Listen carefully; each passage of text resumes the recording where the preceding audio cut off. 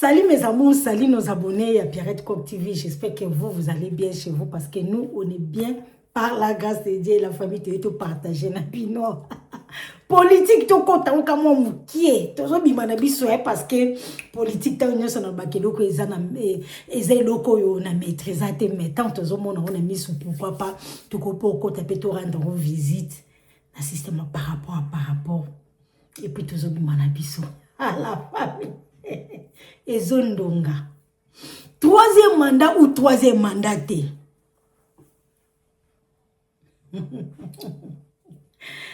Nalobi et la famille. Troisième mandat ou troisième mandaté?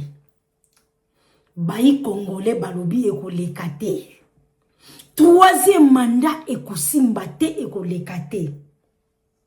Sans plus tarder, quand on a dit que politique to ou melate, to koti to bimi, to kena kotala, ubi to yuka, bande kona biso ba Congolais, bazolo ba nini a propos ya troisième mandat.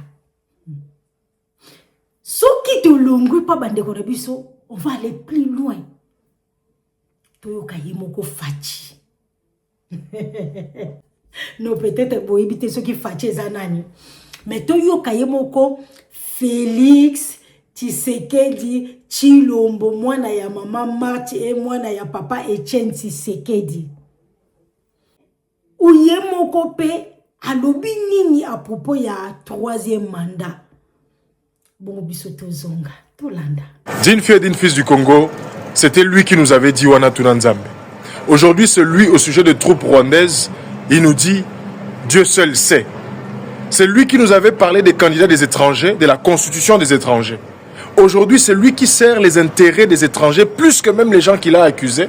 Et c'est lui qui est prêt à toucher à notre constitution pour respecter l'accord qu'ils ont signé avec les Américains. Et les Américains lui ont demandé de changer la constitution. Chers compatriotes, c'est lui qui n'écoute pas la voix des Congolais, mais c'est lui qui est prêt à pouvoir entendre cette même voix-là pour rester au pouvoir pour un troisième mandat. Si vous n'avez pas encore compris que nous sommes en face d'un irresponsable, un incompétent, qui ne sert que ses propres intérêts, les intérêts de ses patrons impérialistes, on ne fera absolument rien de la RDC. Il est temps de s'élever et de dire non au changement de la Constitution, non au troisième mandat, puisque M. Tshisekedi Azo Sakananaba Congolais. Gardons à l'esprit que l'objectif est de servir la République démocratique du Congo. Dignité toujours. Monsieur le Président, moi je m'adresse à vous. Je dis non. Je suis catégorique, je dis non à un troisième mandat. Alors j'ai suivi avec beaucoup d'attention votre conférence de presse de la semaine passée devant un parterre de journalistes qui ont tellement applaudi chaque fois que vous disiez quelque chose. Et puis, il y a eu un certain moment où vous avez parlé d'une chose qui a attiré toute mon attention. Vous avez dit que vous ne pouviez pas organiser des élections en 2028. Puisque les deux Kivu sont tombés, puisque nous sommes en guerre et les deux Kivu sont occupés. Mais la faute à qui? C'est bien de votre faute qu'on a perdu les deux Kivu. Donc c'est vous qui êtes responsable pour la perte des deux Kivu et pas la population. C'est pas nous qui sommes responsables pour la perte des deux Kivu. Donc vous devez répondre de cette responsabilité. Et d'un autre côté, vous allez dire que vous allez organiser un référendum national où la population peut s'exprimer sur le fait que vous pourriez éventuellement briguer un troisième mandat. Alors expliquez-nous, expliquez aux Congolais comment vous ne pouvez pas organiser des élections parce que les deux qui vous sont tombés, mais d'un autre côté, vous allez organiser un référendum national, mais là, plus besoin des deux qui vous. Monsieur Félix Tshisekedi, Monsieur le Président, j'aimerais bien vous dire qu'il faut arrêter de prendre les Congolais pour des naïfs, pour des idiots, pour des moins que rien. Je pense que ça fait des années que vous racontez tout et n'importe quoi à la population congolaise. Il faut vraiment arrêter ça. Le Congolais n'est plus naïf, n'est pas idiot. Le Congolais a bien la tête sur les épaules. Likambo ya troisième mandat ezali awate. Motoya koko sabino te, azala politicien, azala sango, azala pasteur, azala nani ako sabino te. Baya koyebi sabino te que soki to bandi kokanisa na likambo ya constitution et la kisi président zali koluka troisième mandat na ye. Lokuta. Likambo ya troisième mandat ezali awate. motoya koko sabino te, azala politicien, azala sango, azala pasteur, azala nani ako sabino te. Baya koyebi sabino te que soki to bandi kokanisa na likambo ya constitution et la kisi président zali koluka 3e mandat na ye lokuta. Un homme normal ne peut pas faire plus de 2 mandats s'il veut rester en bonne santé dans ce pays-là, à la tête du Congo. C'est pas non. Je n'ai pas sollicité le 3e mandat, mais je vous le dis, si le peuple veut que j'ai un 3e mandat, j'accepte. Je n'ai pas sollicité le 3e mandat, mais je vous le dis, si le peuple veut que j'ai un 3e mandat, j'accepterai.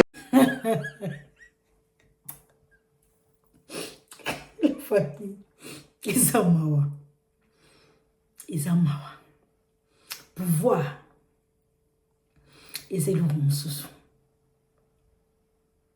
Est-ce que pouvoir?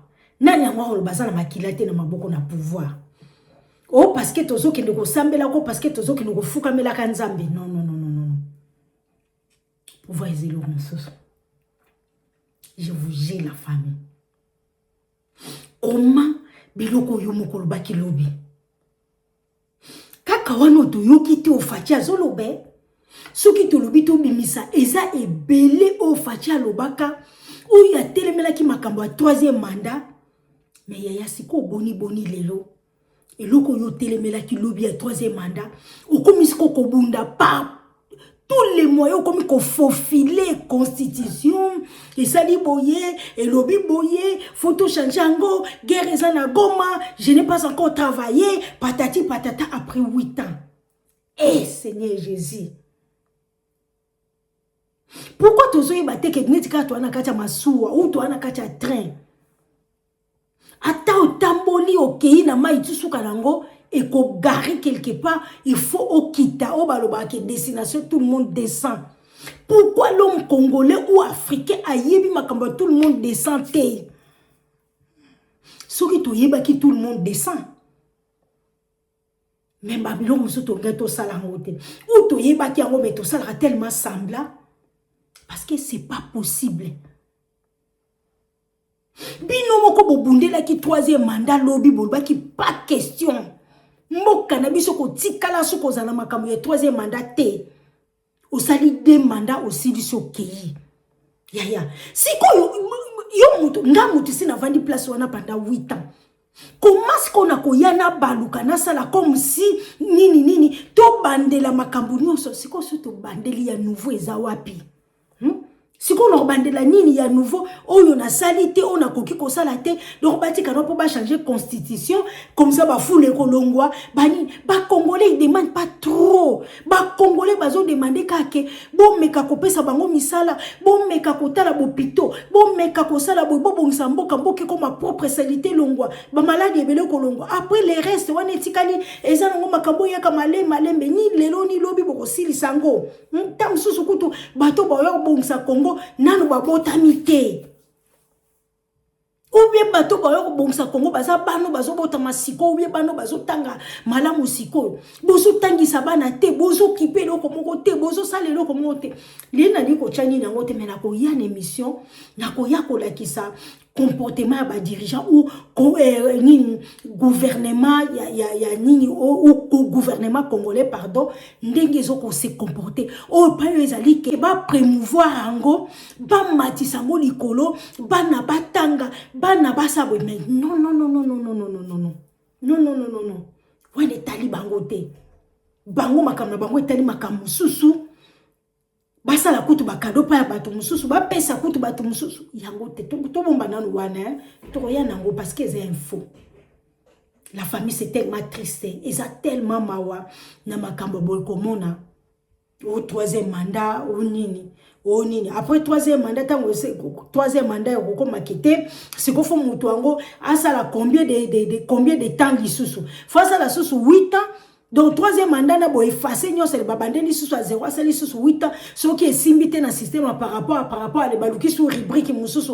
Le troisième mandat mususu ou bien des scobino de batuboko et pas na bino banda ko respecter à partir à panabino. Mais ce que bino bo respecter té pour baloba ki li kambo et troisième mandat faut etika la ndenge wana ba respecter. Ce que bino bo respecter té ba ope ba roya ba ko respecter té. Et rozala kaka ndenge wana tamba okota koma côté place boyezaki boye tozaki na ba conflit mboka na biso Congo ezala ba conflit banda lelo tilobi na tongo banda mboka na to yibango ezanoka ba conflit bino te bato aussi sango biso te bato aussi sango soyons sérieux quand même.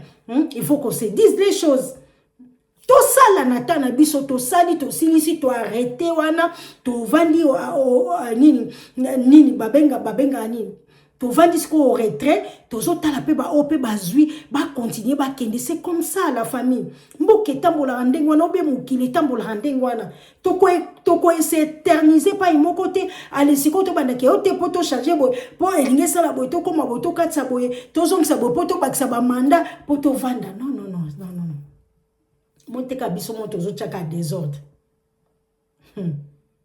Dieu merci balobé. Les paroles s'en vont, mais les écrits, même audio, même à Cambo, tous les besoins audio, ça reste.